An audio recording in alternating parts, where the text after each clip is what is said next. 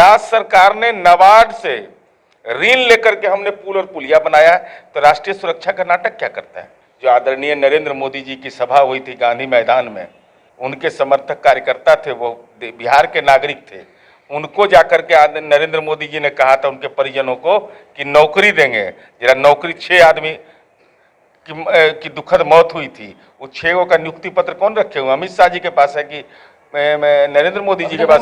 और इन लोगों ने वादा किया था जाकर के कि हम सबके परिवार का देख रेख करेंगे, नौकरी देंगे। जब बतावे 6 आदमी का कहा नियुक्ति पत्र दिए है। नमस्कार, मेरा नाम आलोक है, आप लाइव स्ट्रीम देख रहे हैं। बिहार में महागठबंधन की सरकार बन चुकी है और अब जो रोजगार का वादा किया गया था, जो नौकरी देने का वादा किया गया था, वो भी इन दिनों सिलसिला जो है वो जारी है। लेकिन अब बीजेपी की ओर से बहुत सारे वादे किए जा रहे हैं। हाल ही में केंद्रीय गृह मंत्री अमित शाह थे, वो भी जमकर के नीतीश कुमार और लालू प्रसाद पर बरसे हैं। इस वक्त हमारे साथ जेडीयू के मुख्य प्रवक्ता नीरज कुमार है। पीएफआई को बैन किया गया, उस मुद्दे पर भी हम बात करेंगे। सबसे पहले अमित शाह ने कहा कि पूर्णिया में जो बड़ा एयरपोर्ट बनकर तैयार है, लोगों को काफी सुविधा हो रही है। आप कब जा रहे हैं? कि माननीय अमित शाह जी राजनीतिक जुमलेबाज ही नहीं है, राजनीतिक अगर ठग कह दिया जाए तो कम होगा। टोल फ्री नंबर बताइए ना भाई, कहाँ टिकट मिलेगा? पूर्णिया में कौन खाता खसरा नंबर है? और भारतीय जनता पार्टी के नेता कुतर्क दे रहे हैं, कह रहे हैं कि सरकार ने जमीन नहीं दिया। अरे राज्य सरकार ने जमीन दे दिया।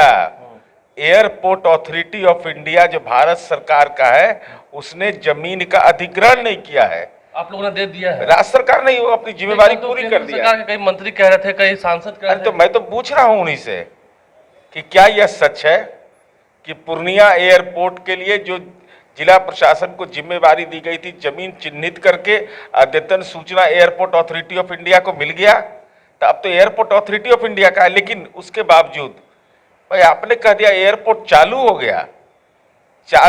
12 जिला के लोग लगभग मैंने यही 2 शब्द, लगभग 12 जिला के लोगों को लाभ इसका मिलेगा। तो हम तो यही जानना चाहते हैं कि कहाँ, चूंकि आप किशनगंज गए थे, उसके बाद वहां भी आपने असत्य बोला है। आपने पूर्णिया के अंदर में बोल दिया कि Kishanganj agriculture college doctor APJ Abdul Kalam के नाम पर है, वो केंद्र सरकार ने बनाया है। अरे 673 करोड़ राज्य सरकार का पैसा लगा है। राज्य सरकार एक पाई हमारा पैसा लगा हुआ है। और साथ ही साथ आप तो वहां गए थे काली जी के मंदिर में, तो किशनगंज के जो लोग रहने वाले देश के दूसरे राज्यों में हैं, वो सब लोग एयरपोर्ट से जहाज से उतर के किशनगंज जाना चाहता है, नवरात्र में माँ काली का दर्शन करना चाहता है। और इनसे बड़ा राजनीति में डपोर संघ कौन होगा? मैं पूछना चाहता हूं माननीय अमित शाह जी। और आप तो आरोप लगा रहे हैं कि झूठ और फरेब। मैं बता रहा हूं, इससे गंभीर आरोप है। ये देश की सुरक्षा के साथ खिलवाड़ कर रहे हैं। सीएजी का रिपोर्ट यह कहता है, बाजाबता ये रिपोर्ट है, और मैं चुनौती के साथ कहता हूं कि बताइए सही है या गलत, कि भारत नेपाल सीमा जो हमारा है, वहां 500 मीटर बॉर्डर के बीच दूरी होनी चाहिए। आप सर 14 किलोमीटर 15 किलोमीटर पर रोड आप बना रहे हैं, और आज 2016 से आज तक, और एक बार भी आपने सीमा सुरक्षा के लिए आपने यह नहीं बैठक नहीं किया अपने सीमांचल के दौरा में कि वो सड़क का क्या हुआ, कितने पुल पुलिया बने। राज्य सरकार ने नाबार्ड से ऋण लेकर के हमने पुल और पुलिया बनाया है, तो राष्ट्रीय सुरक्षा का नाटक क्या करता है? वो तो कह रहे थे कि खतरा है सीमावर्ती इलाकों में, इसीलिए तो घुसपैठी आ रहे हैं। इसीलिए तो मैं पूछ रहा हूँ, घुसपैठी आ रहे हैं, इनका राजनीतिक दावा चलते रहता है। मेरा सवाल सीधा है कि सीमा सुरक्षा के लिए बैठक क्यों नहीं किया? सड़क निर्माण की समीक्षा क्यों नहीं केंद्र सरकार के गृह मंत्री जी ने किया? और आप यह बताइए कि जब सीमा सुरक्षा बल ने यह कहा था, आपको गृह मंत्रालय ने यह कहा था कि 500 मीटर भारत और बांग्लादेश के बॉर्डर का होना चाहिए, क्यों नहीं? और कोचा धामन से जो जाने वाली जो बांग्लादेश की सड़क मिलती है बंगाल होते हुए, वह सड़क तो लाइफलाइन है, वो सड़क आपने क्यों नहीं बनाया? वो राज्य सरकार की जिम्मेवारी है। इन दिनों जो आप लोग नियुक्ति पत्र बांट रहे हैं, हम देख रहे हैं नीतीश कुमार तेजस्वी बांट रहे हैं, तो बीजेपी के लोग कह रहे हैं कि नौकरी तो हम लोगों ने पहले दे दी थी, ये ढोंग कर रहे हैं। नौकरी तो जिसको देना है उसको तो आज तक दिए नहीं। ये लोग क्या बोलेंगे?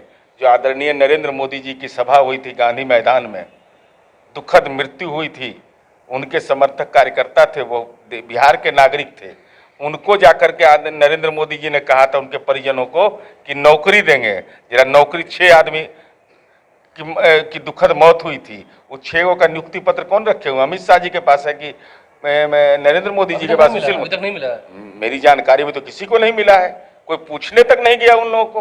अच्छा, जिस तरीके से यही गौरी चक के इलाके में चले जाइए, जाकर उनके परिजनों से जाकर ग्राउंड रिपोर्ट लीजिए।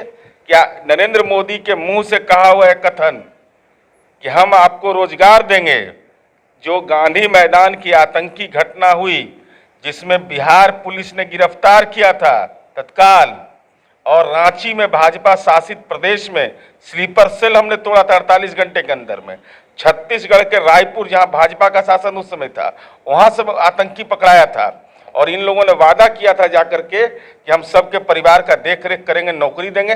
जब बतावे 6 आदमी का कहा नियुक्ति पत्र दिए है। अच्छा, जिस तरीके से अब केंद्र सरकार ने जो फैसला लिया, पीएफआई संगठनों को बैन कर दिया 5 साल के लिए, क्या लगता है कैसा? देखिए, यह पटना पुलिस ने इसका उद्भेदन किया था फुलवारी शरीफ में, और 10-11 दिन के बाद एनआईए ने इसको टेक ओवर किया।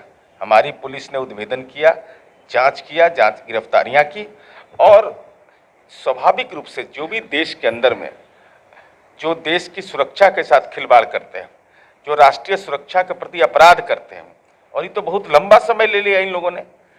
भाई, कर्नाटका के अंदर में दंगा भड़काने का 2020 में आरोप था, आप ही की हुकूमत थी, दिल्ली में उसका कार्यालय चल रहा था, तो सब जगह जब इनपुट आपको मिल रहा था तो इतना लंबा समय क्यों लगा? ये चिंता का विषय। और हम तो यह कहेंगे कि यह केंद्र सरकार और उसके बीच का मसला है कि क्या लगने का, लेकिन जो भी देश के अंदर में राष्ट्रीय सुरक्षा के साथ कोई खिलवाड़ करे, कोई देश की अखंडता और एकता पर कोई हमला करने की कोशिश करे, कोई वैचारिक जहर ऐसे मामले पर फैलाने की कोशिश करे, तो निश्चित रूप से केंद्र सरकार को हस्तक्षेप करना चाहिए। देखिए, केंद्र सरकार को हस्तक्षेप करना चाहिए। वहीं नौकरी और बेरोजगारी के मुद्दे पर एक तरफ जहां नीरज कुमार ने बीजेपी को जमकर सुनाया है, ये तंज कसा है कि आप लोग कब से दे रहे हैं नौकरी, और जिन्हें देना है उन्हें तो दिया नहीं। इसके अलावा भी एयरपोर्ट के टिकटों का इंतजार आपको है, उम्मीद है कि जल्द आप लेंगे? ये सब झूठा है, ये सब टिकट का ही मिलना है। अरे वही हाल है जो 15 लाख रुपया वाला हुआ और 2 करोड़ नौकरी वाला हुआ। देखिए, क्या होना है क्या हो रहा है आप समझ रहे हैं। हमारे चैनल को सब्सक्राइब कर लें, साथ साथ फेसबुक पेज भी लाइक करें। धन्यवाद।